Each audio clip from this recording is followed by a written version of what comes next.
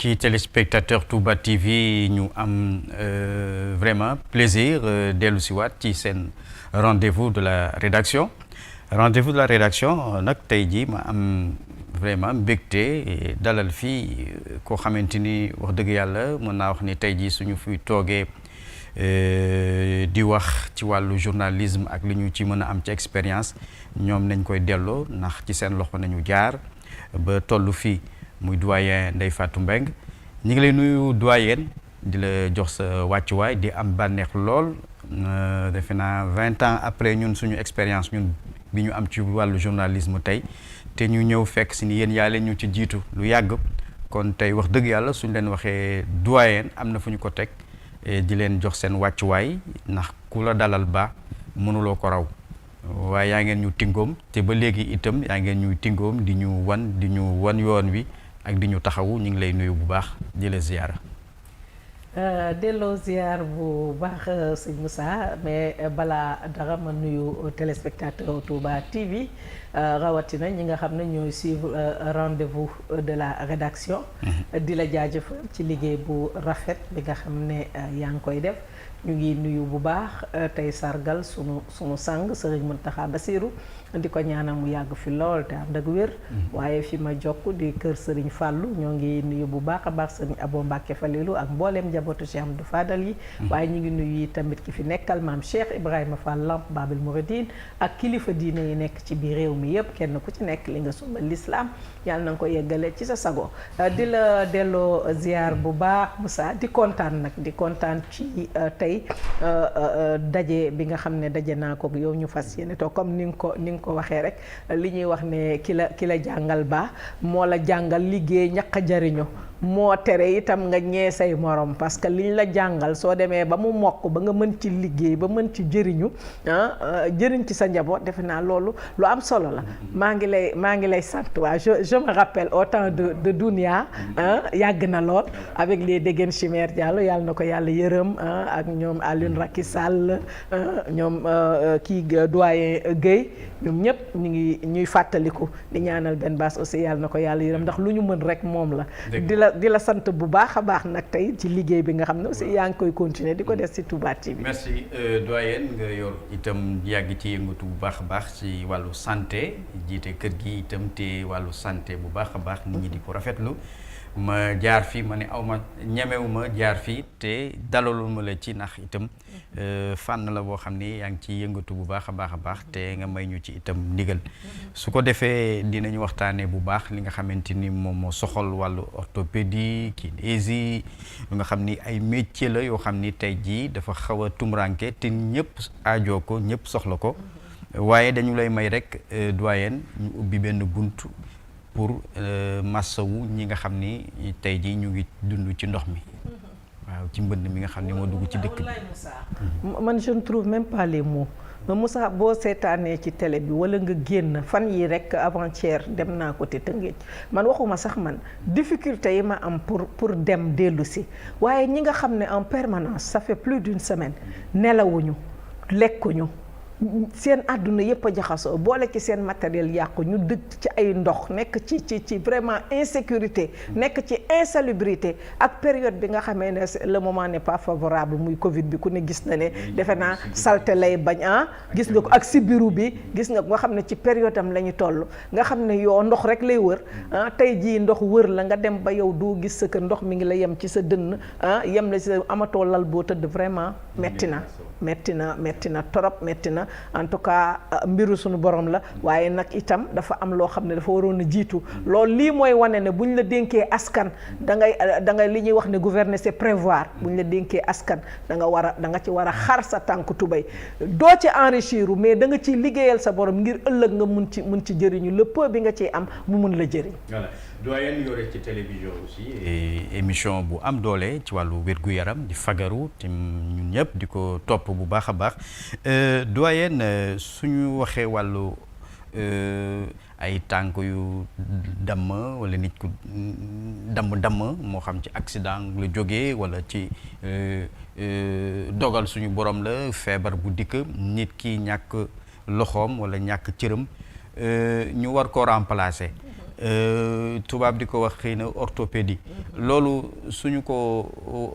waxee ci réew mi naka nga koy jàngatee wàllu boobu nga xamante ni dafay indi ay laago ci biir dëkk bi.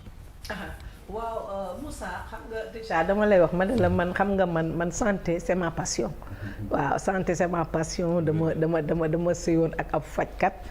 ba nga xam ne loolu daanaka pendant plus de 20 ans yaakaar naa ne loolu ma koy dund ak moom muy sama passion dem naa ba nga xam ne piqûre sax dama ko doon def tellement que dama ko bëggoon peut-être xëy na loolu moo ma topp ba nëga ni lu ma mën a def santé moo ma ko gënal donc dama ci gëstu dama ci dugg ku ma gis rek nga xam ne mën nga am na loo xam ne mën nga ma ko apporter ci wàllu santé dem naa ba garab yu bëri dama ko xam léeg-léeg même samay moroom léeg-léeg ne dafa naa sama doom lii def ko ma ne ko defal ko nangam mu réussir voilà. Ministère de la santé amoon fa wax dëgg yàlla tuuti jafe-jafe pour mën a jot ci kilifa yi. mais ba nga ñëwee da nga ci taxaw tembe. waaw dégg nga yow passe partout nga. waaw amuloo arrêt sama famille lañu les médecins ak docteur kuy fajkat rek da nga taxaw rek lijjanti ko mu daal di sotti. ñu ci bëri sama famille lañu ndax amour bi nga xam ne moom laa ci am donc pour revenir ci li nga doon wax leen mu jëm ci wàllu orthopédie. donc orthopédie ak kinésie dañuy wax ci orthopédie benn branche la médicale ci wàllum faj waaye bii dafa spécial ndax dafa jëm ci wàllu pathologie yoo xam ne dafay toucher appareil locomoteur peut-être bu nit ki moo xam ay articulation ay yaxam ay muscle maanaam siddit yi wala tendon yi donc loolu la ñuy faj boobu di orthopédie loolu lay undu mun nañ ci citer aussi lu jëm ci wàllu malformation nit ki mun na juddoo malformation sa loxo am laago lemu wala sa ndigg am problème wala say tànk donc yooyu yëpp ci wàllu orthopédie la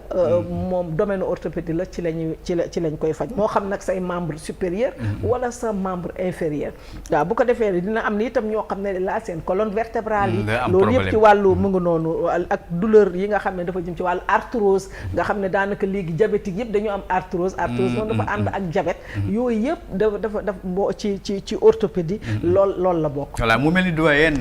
réew mu mel ni Sénégal nga xam ni itam lii indi kaawu way laago yi dana bëre ñaare ci accident yi nga koy faral di gis ñu soxla trop itam ñu jàppale leen ci wàllu ku ñàkk par exemple ñu war a tàqali ko ak yow ak sa tànk wala sa loxo ñu war la remplacer tànk wala loxo loolu itam domaine la boo xam ni fii ci wàllu orthopédie mel na ni domaine la boo xam ni bëriwul ñu ciy yëngatu. bëriwul ñu ciy yëngatu mais xam nga orthopédie dafa regrouper plusieurs métiers ndax bu ñu nee orthopédie rek sa xel dafay dem ci chirurgien orthopédiste waaw am na it koo xam ne orthopédiste kese la parce que chirurgien orthopédiste bu ñu ñëw ci wàllu kinésie d'abord dinañ ñëw ci kinésie mais en général nit ki mun na njëkke ci kinésie balaa muy dem ci orthopédie maanaam balaa muy soxla chirurgien orthopédiste mais ci wàllu orthopédie chirurgien orthopédiste bi moom mooy ki nga xam ne suñu demee ba nit ki problème bi mu am moo xam que ça soit ci articulation que ça soit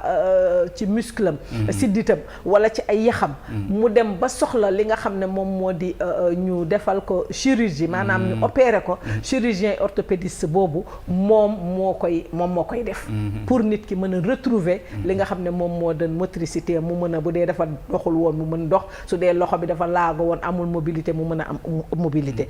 orthopédiste bi nag waaw moom mooy ki nga xam ne moom mooy defar appareil médicalisé yi ak lu mel ni genre prothèse par exemple sa loxo bu daggee ñu defaral la beneen loxo monteel la ko wala sa tànk ñu defal la beneen tànk loolu mooy kooku mooy liggéeyu orthopédiste bi léegi doyen leer na kinésie bi nag moom ñii ñuy wax kinésithérapeute ñoom lan mooy seen liggéey aussi ci wàllu boobu yaa ngi ko doon wax léegi balaa nga dem ci orthopédiste war nga mën a jaar ci kiné bi ci kii bi yenn saay ba pare parce que xam nga kinésithérapie moom technique la technique de rééducation la boo xam ne de manière manuelle wala instrumentale maanaam comme par exemple nit ki foxoj bu foxojee tey jii loxo bi xaw a neewi kinésithérapie bi day jël ay gel wala ay diw ay boom diwal ko ci di ko maase waaw di fexe di ko maase di naxante gi ba bu fekkee dafa neewi woon mu rees su fekkee ni siddit bi moo coincé woon am na nu mu koy def di ko maase manuellement ba siddit bi normal nga retrouver waat li nga xam ne mooy sa mobilité loolu benn la ci kii bu fekkee dem na ba un peu plus compliqué am na dañuy def recours ci ay instruments yooyu mën na nekk ay ballon dina xam naa buñ demee ci wàllu wax centre bi nga xamee ne peut-être loolu mooy liggéeyam nekk fii ci Sénégal Sénao ci kanam dinañ ci ñëw donc loolu kinésithérapeute bi loolu lay def parfois bu fekkee ne dafa nekk au niveau des membres mu soxla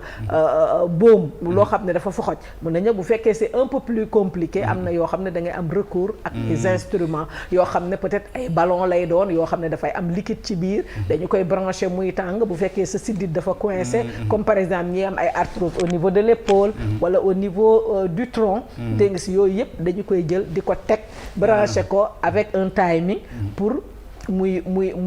muy dawal di tàngal day dem ba siddit bi dafay retrouver kii normalam daal di mu coincé woon mu bàyyi mu dem loolu mooy liggéeyu ki nga xam ne moom maanaam kinésithérapie daal mooy dañ ciy réadapté nit ki nga xam ne dafa am traumatisme wala mu am benn handicap bu un peu avancé mu mel ni koo xam ne itam dañ ko war a solal tànk waaw ni muy war a fexe ba dox ci tànk bi ba mën a trouver mobilité am kiné day liggéey ci loolu yëpp kiné bi moo koy def su fekkee ne say tànk da nga doon doxatoo nga am problème moo xam accident la moo xam ci feebar nga ko jëlee kinési bi moom moo lay toppatoo mooy fexe ba tànk bu fekkee dañuy dagg sa tànk bi mu la adapté mooy fexe di la wan di la rééduquer ba nga mën cee dox su fekkee ne loxo la aussi nga ñu dagg sa loxo moom mooy def de telle sorte nga dem ba loxo boobu dafay mel ni loxo bi nga ñàkk di nga dem ba moo lay dimbali nga mën a bind am na ñoo xam ne tey dañu perdre seen loxo mais léegi am nañu loxo boo xamee ne dañu ciy bind comme seen loxo normal loolu nag liggéeyu kinésithérapie moom moo koy def que ça soit muy ay massage wala mu nekk ay appareils yoo xam ne dañ koy utiliser pour nit ki mën a retrouver li nga xam ne moom la manqué woon muy tànk muy loxo wala muy ndiggam am na yoo xam ne tamit c'est des ceintures am na yoo xam ne c'est des genouillères yooyu yëpp ça dépend ci fi nga xam ne fi la problème bi nekk ak matériel bi nga xam ne moom moo koy faj. mu mel ni doyen dañuy ndax dem na centre de Talibou Dabo nga xam ni centre d'éducation la et de réadaptation di ñi nga xamante ni ay laago lañu ñu mën leen a toppatoo taxawu leen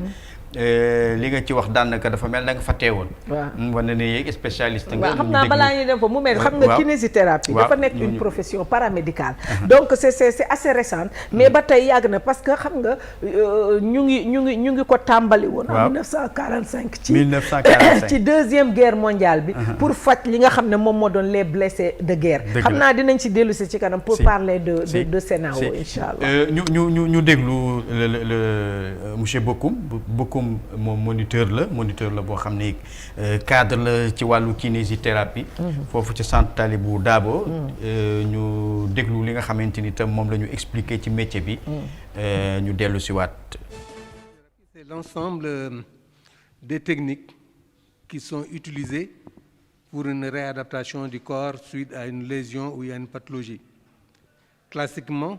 on parlait de massage, mais les choses ont évolué. Toutes les techniques, qu'elles soient manuelles, qu'elles soient instrumentales, vont concourir à la réhabilitation du corps. De manière générale, on peut la définir comme étant le traitement par le mouvement. Oui, la kinésithérapie est avant tout un métier manuel. C'est la main qui travaille. On peut avoir besoin d'aide instrumentale, notamment des machines, en ce qui concerne les soins en électrothérapie, des machines en ce qui concerne la mécanique, une piscine pour ce qui concerne l'hydrothérapie. On a tous ces éléments-là.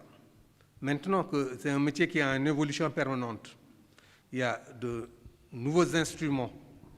qui sont actuellement, qu'on trouve à travers le monde,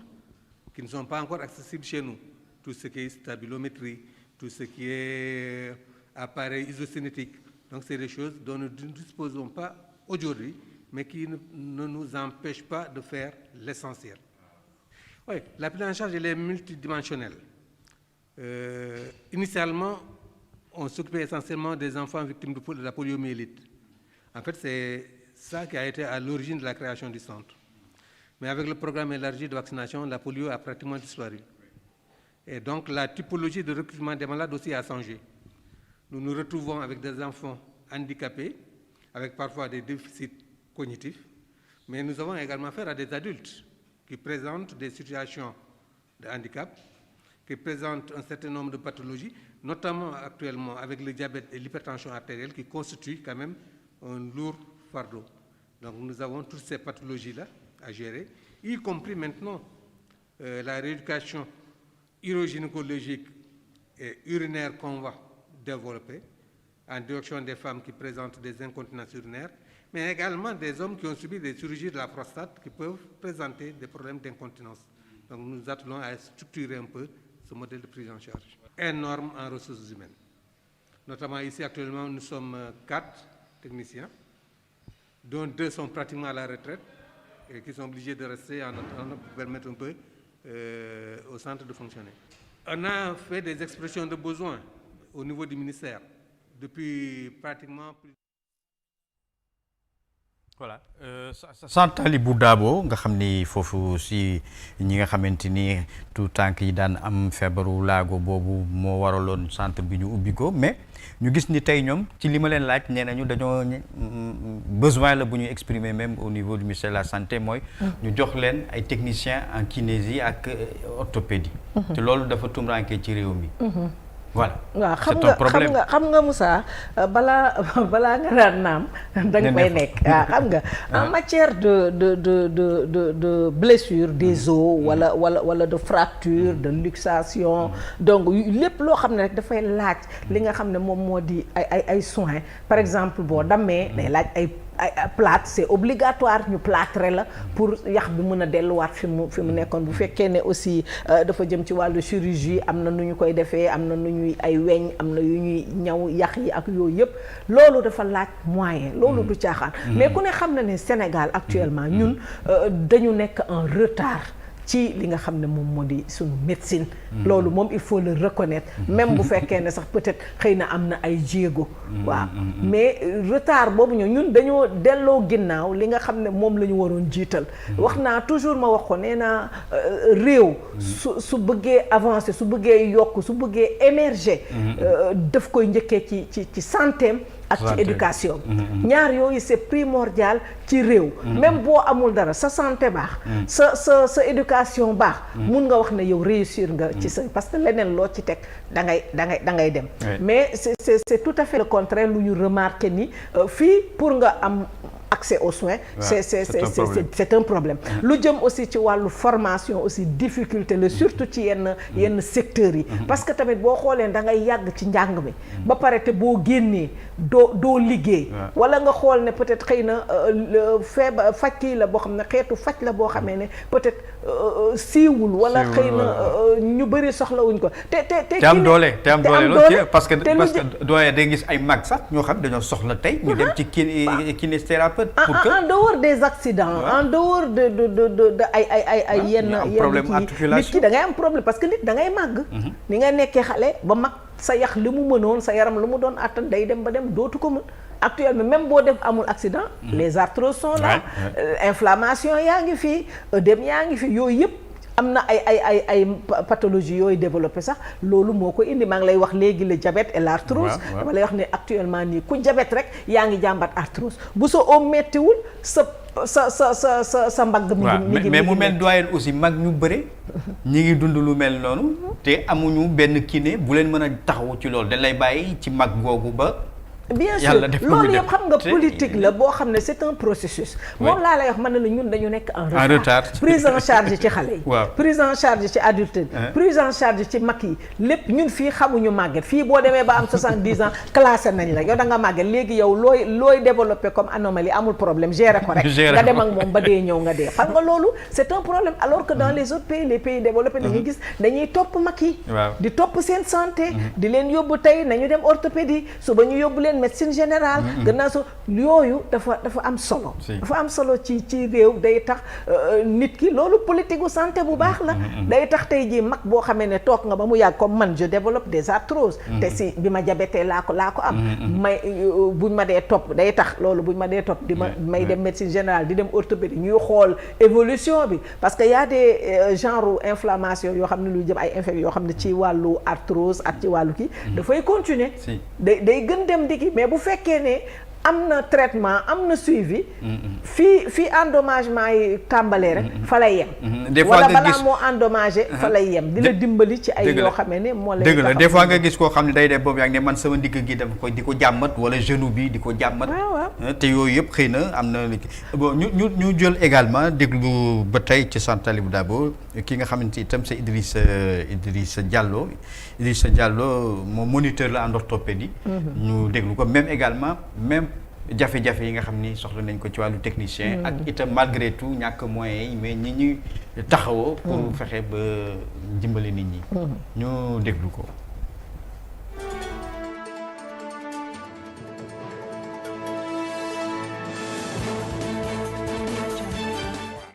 war nga xam ne yow war nañ la mun a defaral beneen tànk ba nga xam ne nii war nga ci mun a doxee maanaam muy prothèse ba nga xam ne yitte yoo doon def yëpp war nga ko mun a doxiwaat fii daal béréb bi loolu la waaw lu mu nekk ci tànk bi aussi moom la ñuy def ci loxo bi xam nga waaw non boobu lay affaire parce que ku ci nekk rek dafa am ci domaine ba nga xam ne fu nga spécialisé wu am na côté ba nga xam ne nag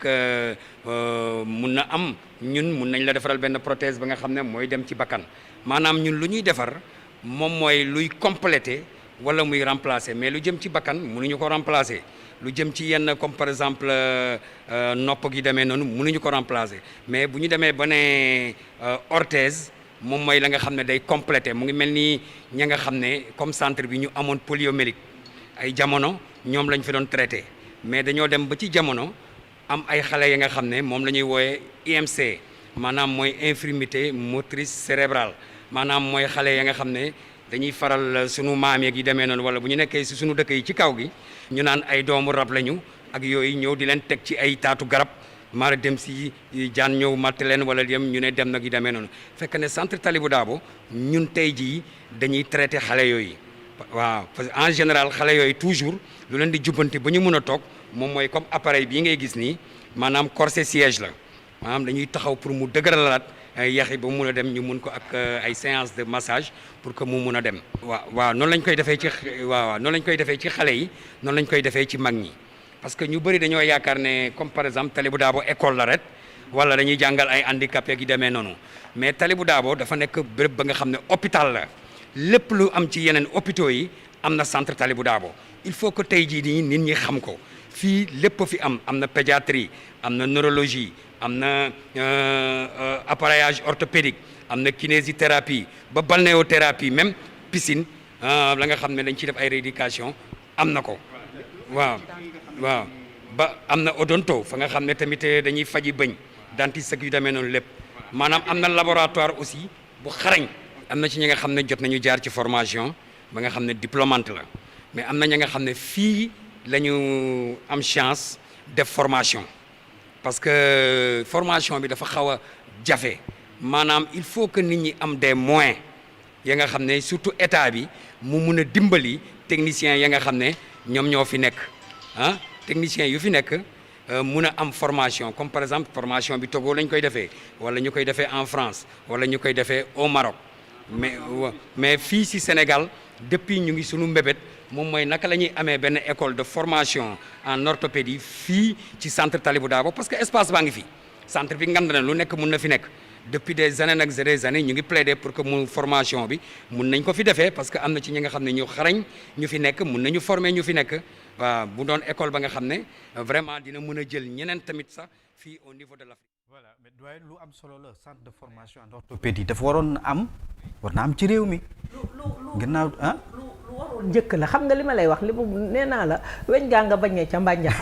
waaw c'est-à-dire li nga war a jiital soo ko ginnaawalee donc résultat yi rek ngay am. exactement mooy li wax nga naa la même si domaine yëpp mais comme orthopédie la ñuy waxtaan yoo xam nga ne santé Sénégal ci boppam c'est précaire fii ci Sénégal moom def naa boo fi bañ fi feebar moo gën nga feebar fi te loolu mënul ànd doomu aadama buy dund dafay feebar mais xam nga ne sax mais surtout lu jëm ci wàllu parce que lii c'est spécial. wax naa la xam nga réew mu day ni Sénégal. li fi am ci accident ñi fiy ñàkk seeni tànk. ñi fiy ñàkk seeni loxo.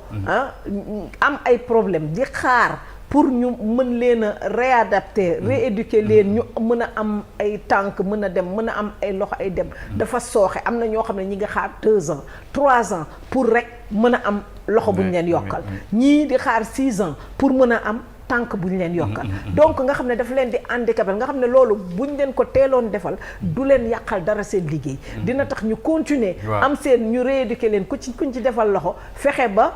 niñ lay rééduquer defalal la ba nga xam ne di nga mën a continuer waat di utiliser waat sa loxo comme ni nga ko am xam nga ki am benn loxo ki am ñaar loxo du ñu benn su ko defee loolu dafay nekk beneen avantage parce que réew ma mel ni Sénégal Moussa suñuy wax ne ay moins de 100 kinésithérapeutes ñoo fi nekk wala moins de 100 orthopédistes ci presque plus de 120 000 personnes yoo xam ne ñi ngi soxla xaajul bay doy c'est insuffisant dégg nga loolu tam par contre am na ñoo xam ne am nañu formation mais ñi ngi chômer y a des kinésithérapeutes qui chôment alors que yaa ngi ma doon wax ni alors que la demande est là yaa ngi ma doon wax ni doyen ni am na une association. waa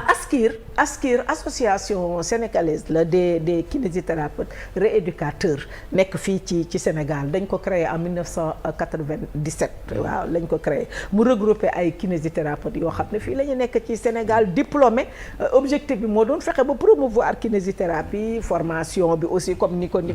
sunu doyen bi doon waxee léegi formation continue de ses membres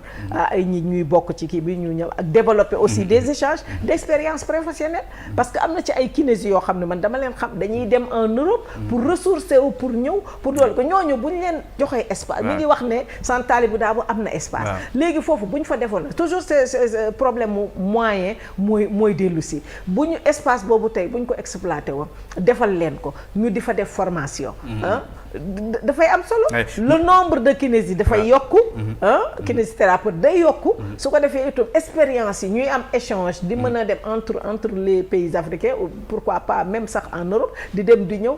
loolu dafay mën a yokku non seulement accès aux soins bi day yow waaye day yombal aussi seen liggéey ci li nga xam ne dootuñu taal ku ñu doon faj peut-être pour 1 mois 10 jours ñu faj la nga mën dem mu mel ni ba ma demee ci centre ba je remercie d'ailleurs monsieur Lassana Sidibé mooy directeur u Sant Talibou parce que aussi pour nga mën def reportage il faut nga jaar ci kilifa gi mu demander ko autorisation mu may la ko wax dëgg may na ba ma dugg foofu visiter dama leen wax sax après visite bi ma ni jàpp naa ni fii dafa war a nekk hôpital su fekkee ni wax dëgg yàlla loolu war mu ne ñi ngi ci projet boobu mais jàpp naa ni askanu Grand Yoff ak li ko wër war nañu gën a xam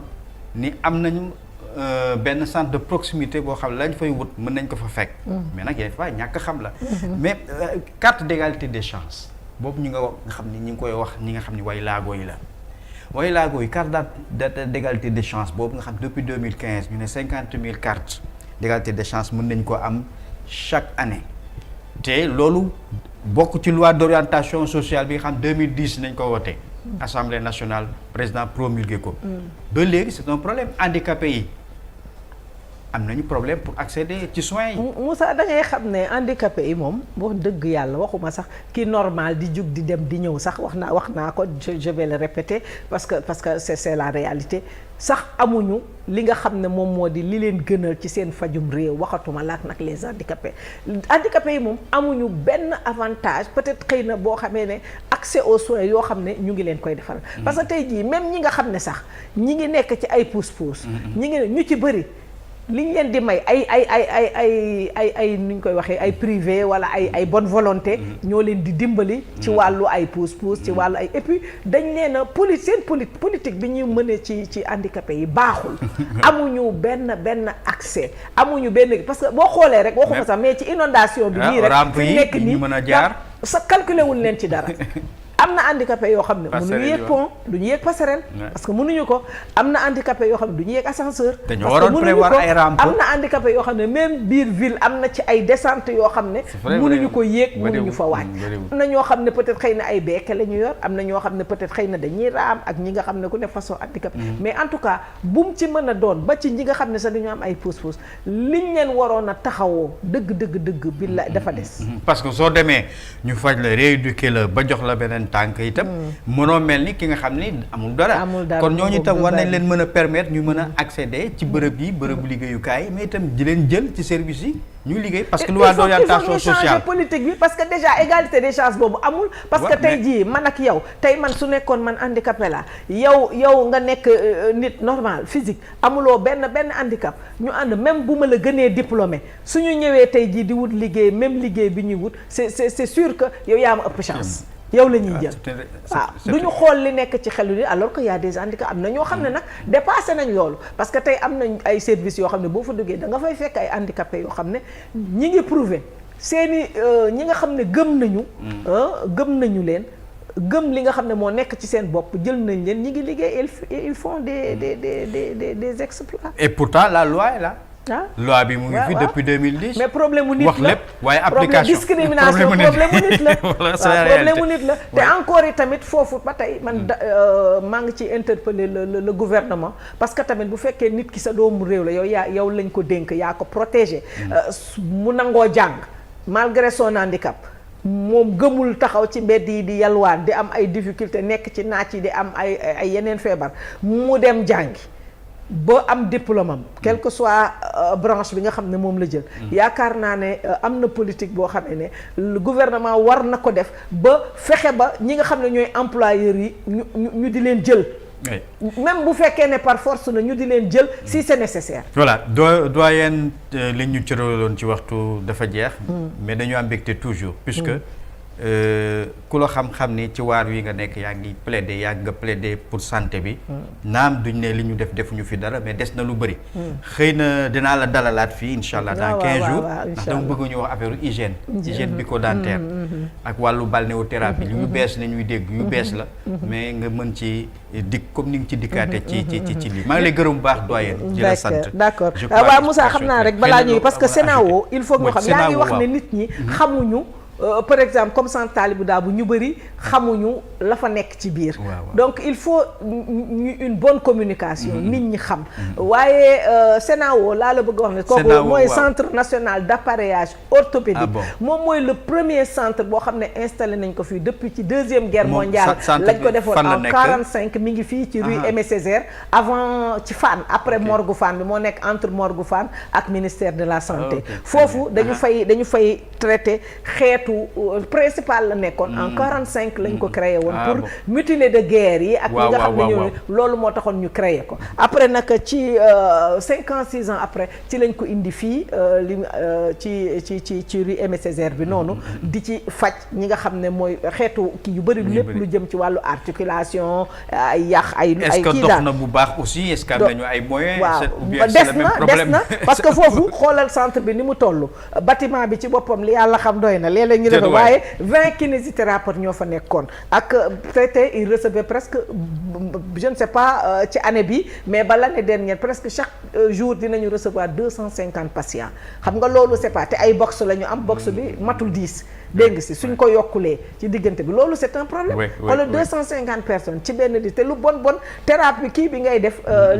traitement bi lu mu bon di nga am 30 minutes ci kii bi loolu xoolal nit ki mën na fa yendu ba ngoon donc laaj na ndimbal donc ce qui veut dire que li ñu war a def mooy fexe ba améliorer waat ces centres muy CENAO muy Centre Talibou Dabo parce que déjà ñi fi toog di xaar am tànk ñii toog di xaar am loxo ñii nga xam ne seeni ndigg mëntuñu toog ñi am ay arthrose bëri na rhumatisme yeeg genre yooyu yëpp nga xam ne dafa nécessité des soins yoo xam ne soit c'est manuel soit c'est dañ koy def ak ay machine loolu ay appareil loolu dafa nekk loo xam ne dañ ko war a jiital ci sunu système de santé vraiment ñu bu fekkee ne sax am nañu peut-être ay méthodes yu bees yu innovantes peut-être yu kii mais doyul àddina day dox Moussa en tout cas c'était un plaisir vraiment kontaan naa parce que man xam nga la santé c'est ma passion mi ngi noonu c'est ma passion kontaan naa trop yow tamit maa ngi lay féliciter vraiment parce que yaa ngi góorgóorlu baax léegi moom ñun dañuy def suivi rek parce que ay maire lañu léegi mais yow moom vraiment macha allah mais doyen quand même woon ngeen ñu ni journalisme amul retraité parce que ba tey ji fu ma la mën a woowee nga fi jëkk mën a toog mën a assurer lii rek ngeen ñu jàngal moom ngeen ñu xamal jërëjëf doyen mbokki téléspectateurs yi ñu ngi leen di gërëm di leen sant di leen dig daje ci beneen rendez-vous de la rédaction merci au revoir